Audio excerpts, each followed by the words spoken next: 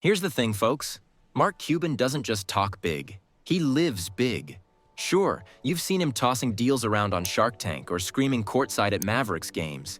But behind the cameras, there's a lifestyle most billionaires don't copy because they can't. Private jets, underground tech deals, a family life that flips the script on generational wealth. It's loud, low-key, excessive, and humble, all at once. And once you see how he really lives, you'll get why even other billionaires don't know whether to roll their eyes or take notes. Let's take a look inside. Now, Mark's relationship with real estate is almost reluctant. Despite a net worth of over $6 billion, he said he'd rather sleep on the floor than flex with mansions. But his real estate portfolio didn't get the memo. His main home, a 24,000 square foot Dallas estate in Preston Hollow, bought for $17.6 million after the Broadcast.com sale. 10 bedrooms, 16 bathrooms, wine cellar, guest wings, tennis court. And of course, an indoor basketball court. Because why not? Then there's his $19 million Laguna Beach villa, part of the Montage Residences. It's got 6 bedrooms, disappearing glass walls, beach access, and Pacific views you don't forget. Next, his private Texas ranch, tucked outside Dallas. Few details are public, but insiders peg it in the multi-million range, complete with a helipad. It's part retreat, part investment. Now the strange one.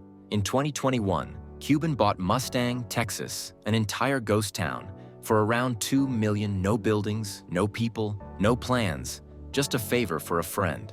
And finally, this raised eyebrows. He owns a 3,700 SQF condo on the 45th floor of Trump Tower, NYC, bought in 2000 for $13.5 million. Central Park views, 6 bathrooms, and Jean-Georges room service, in a building owned by someone he's openly criticized. So sure, Cuban says he doesn't care about houses, but his real estate portfolio disagrees. Let's talk wheels and wings, because Mark doesn't just move like a billionaire, he flies like one too. You'd expect someone like him to roll around in Lambos and Bugattis, right? Cuban's car collection is unexpected. It starts with a 1977 Fiat X19, a vintage 2-seater worth maybe $15,000. That's not a flex, it's a personality. Then there's a Tesla Model X Plaid, worth around $120,000, because Cuban's all about speed and sustainability. And just when you think you figured him out, he pulls up in a Kia EV6, a $50K crossover your neighbor might drive. This isn't Cuban going humble, it's Cuban going efficient. Before you think he's just being humble, check the sky. Cuban doesn't do airport lines. He owns a Gulfstream G550, a $40 million private jet that once set a Guinness World Record for the biggest ever online purchase. He bought it straight off the internet after the Yahoo deal closed. Why? In his words, "The asset I value most is time." Then there's the real flex. A Boeing 757-200 purchased for $36 million and custom fitted for his Dallas Mavericks team. We're talking weight rooms, leather recliners, and enough space to hold a full-on strategy session at 35,000 feet. Cuban may roll quiet on the road, but in the air, he's untouchable. And if you thought Mark made his billions from Shark Tank, think again. That's just his side hustle. His real money comes from bold bets, brutal timing, and flipping the table while everyone else is still reading the rules. Let's start with his most iconic move, buying the Dallas Mavericks. Cuban scooped up the struggling NBA team in 2000 for $285 million from Ross Perot Jr. Within a decade, he turned them into one of the league's premier franchises. New coaching, player-friendly upgrades, and massive investments in infrastructure, from state-of-the-art training facilities to high-tech medical rooms. He didn't just throw money at the team, he reprogrammed it. By 2011, the Mavericks won the NBA championship. And in 2023, Cuban pulled the ultimate flex. He sold the majority stake at a reported $3.5 to $4.5 billion valuation, and still kept control. But his empire stretches way past basketball. In 2022, he co-founded Cost Plus Drugs, a pharmacy that sells generic meds at near-cost prices. Why? Because he said the drug industry was corrupt, so he built something better. And let's not forget, Cuban was streaming before streaming was cool. In 1999, he sold Broadcast.com to Yahoo for $5.7 billion, in the middle of the dot-com gold rush. That deal alone made him a billionaire overnight. And just like that, Cuban went from coding in Dallas to owning the room, the team, and the future.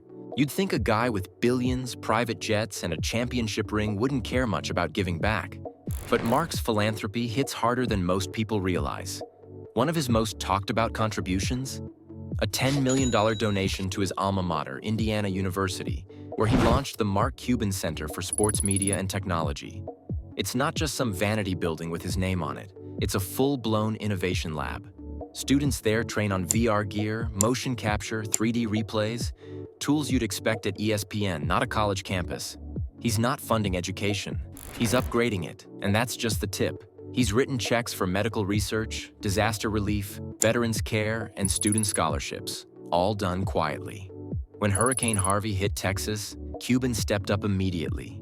He even funded studies into U.S. drug pricing before launching Cost Plus. The point is, Cuban doesn't just give back. He builds things that last, whether it's a startup, a sports franchise, or a scholarship fund.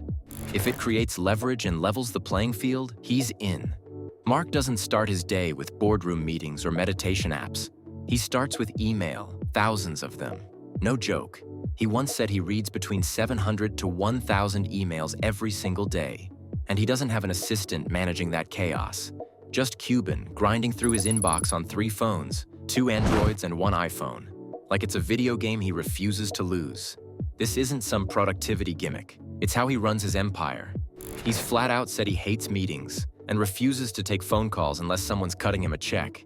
His mornings, just as stripped down. No green juice, no mantras. It's decaf coffee and an oatmeal cookie, usually from one of his Shark Tank-backed brands. Drop the kids off, hit Lifetime Fitness, and by 9 a.m., he's already deep into calls.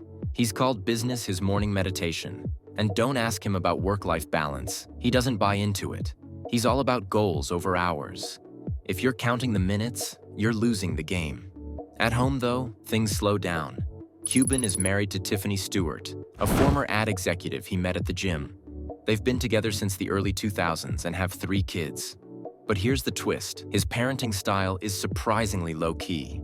He keeps their lives private and their mindset grounded. No fancy inheritance talk. No billionaire playbook for trust fund kids. Cuban makes them earn things. His parenting rule? After your health, my job is to make sure you're not entitled little jerks. Still, the family doesn't live small. They take international trips, fly private, and stay in the kind of resorts where the concierge knows your name before you land. But behind the scenes, he's raising kids to know what hard work looks like, even if they don't have to do it for survival. Not only that, but Cuban treats his health the same way he treats business, with precision, discipline, and measurable outcomes. He wakes up around 5:30 a.m. and heads straight into his morning workout, typically an hour of cardio, including basketball, gym machines, or kickboxing. For Cuban, staying fit isn't about image. It's about staying sharp, managing stress, and aging with control. He takes his biology seriously, getting full blood panels done every 3 to 6 months to monitor everything from nutrient levels to hormone shifts and allergies. His diet? Simple. He drinks decaf coffee and snacks on Alyssa's Cookies, a low-sugar brand he backed on Shark Tank. He doesn't have a personal chef, a butler, or a team managing his life. He'll book an economy seat if it makes sense. What matters to him isn't optics, it's outcomes. Discipline beats indulgence. And for Cuban, that discipline starts with the body. Of course, being outspoken and at the top doesn't come without heat. Cuban's faced his share of headlines. But if there's one constant in all of it, it's that he rarely hides and never backs down. In 2024, Cuban clashed with Elon Musk over DEI programs after Musk called them a new form of racism. Cuban fired back on X, defending diversity as a business advantage and mocking Musk's echo chamber, turning their billionaire feud into headline fuel. Politically, he's hard to pin down. He praised Trump's drug pricing plan while campaigning for Kamala Harris, drawing heat from both sides. Though rumored for a political run, he joked his family would disown him. Cuban stays loud on social media, blasting big tech, virtue signaling, and what he calls bad business advice. Mark Cuban lives in 2 worlds. One where he's the barefoot billionaire, hopping into economy flights and skipping the suits, and another where he owns a $40 million jet, a stake in dozens of startups, and a portfolio that can buy islands. He says he's anti-elite, but eats dinner with them. Says he's just a regular guy, but rewired the game for regular guys like no one else.